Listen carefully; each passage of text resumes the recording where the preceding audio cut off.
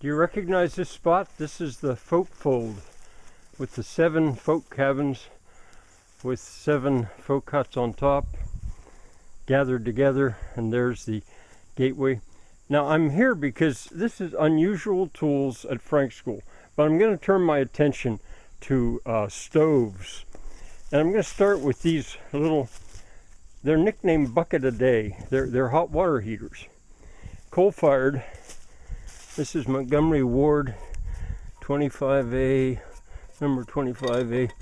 There's where you'd put the coal in, very thick casting. That's where the hot water would come out. Maybe go in. Here's where it would go in. Now this is a Peerless Eastern Division, something, Pennsylvania. And again, same thing. It would need. Here's the flue gases would go out. There's where the coal would go in. Very thick casting. And by themselves, they would not do that well to heat, say, one of these folk castles or folk towers. But with a hot water tank, that's a pressure tank, but it would work just fine. If that were filled with hot water, that would hold all night. And all right, so each one needs to have a holding tank of some kind, and I have them. Now over here is, this was back in the 60s, hippie days, I think of it. My brother-in-law at the time, a Yale graduate,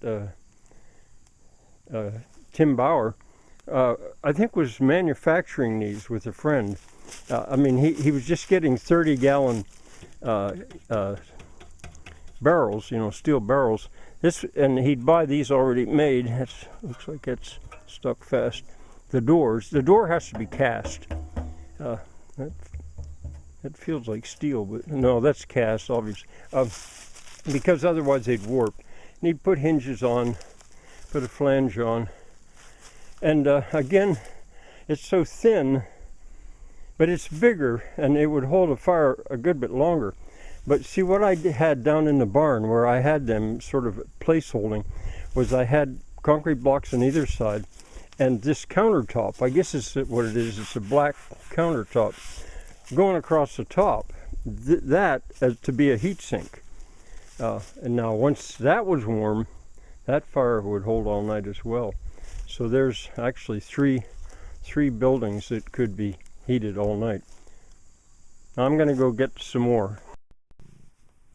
Well, here I am in my chair with my oldest cat, Mango, relaxing. But I'm going to get back to work. That stove right there, I'm talking about unusual tools at Frank School. That stove was all broken up. It was in a scrap pile. I had to dig the parts out, and I think I got most of them. But the top is good. The door on the front is not there, but that lower door could be replaced with sheet metal. I brought it in here to keep the pieces all together and to work on assembling it. But I also had the idea that if the power would fail for a long time, we have an electric stove, and we could have cooked on that, because I even brought the pipe in necessary to connect it into the old chimney. That was the chimney that heated this house, for, I don't know, 20 years before I built, but it was outside the house, the chimney. Then I built a chimney that was inside the addition, and then hooked the furnace, that's the original furnace, to it. But anyway, behind that, I think without bothering Mango, behind it you can see another one of those water heaters. Ideal is the make of it. And there's a pressure tank that I brought in as well. So we could have had hot water and a range to cook on under those circumstances. Now I feel that we would just deal with that in another building.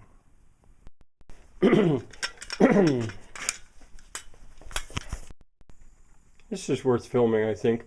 I took the plates off, those three, they're over there. And I'll put them back.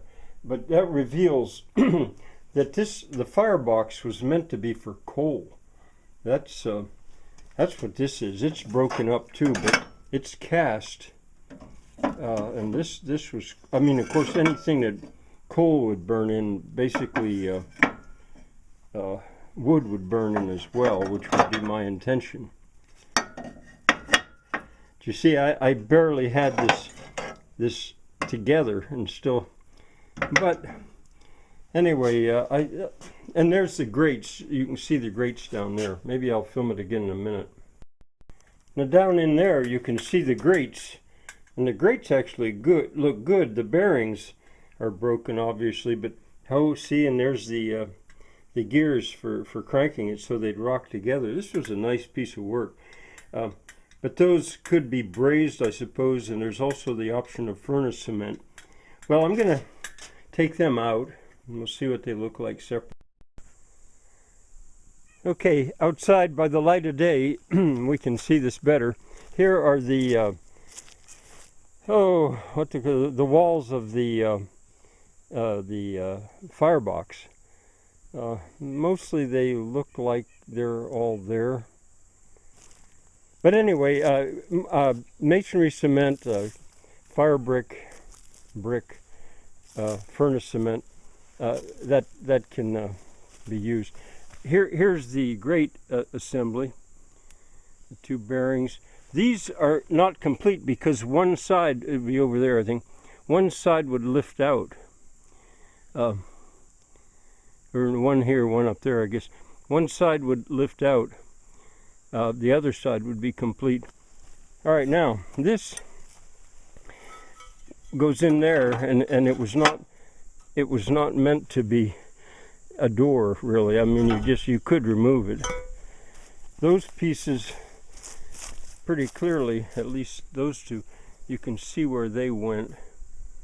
And I suppose this one maybe it might have gone.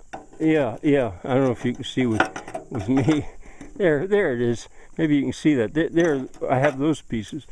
Furnace cement would hold them together, or brazing possibly. Have to ask John Saulnier about that. It was in its time a beautiful piece of work. There's a crack there. Now, not sure where all this stuff went, but it's not that important. The critical thing I think would be this.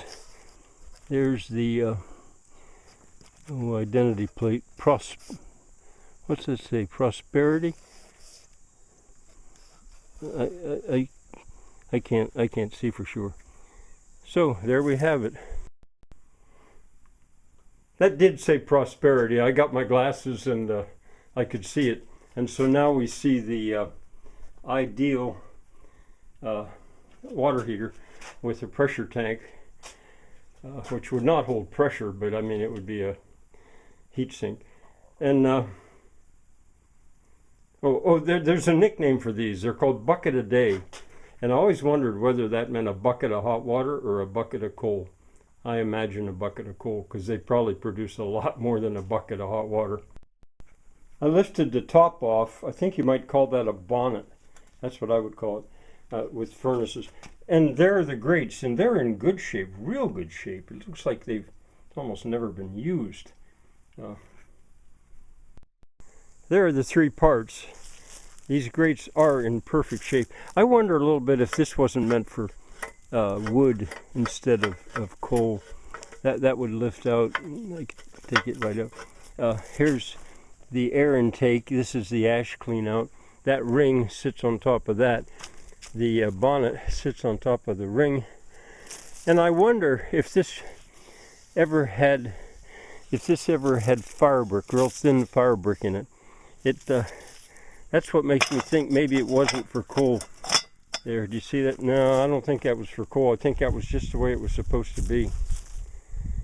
One other thing I should say about these three hot water heaters. I have them thanks to my father-in-law, Charles Hirschberger. That's my wife's father. He was a dairy farmer. He also was a collector, in a way, when he could, of certain things that looked to him like they wouldn't lose their usefulness. Those two cast iron plates are tops of stoves. that couldn't be redeemed in any other way but except for the top. To get up, and here's Tux. Doesn't that look different now though, with the hot water heater and the little kitchen range really, and house heater removed. They're going to a better place.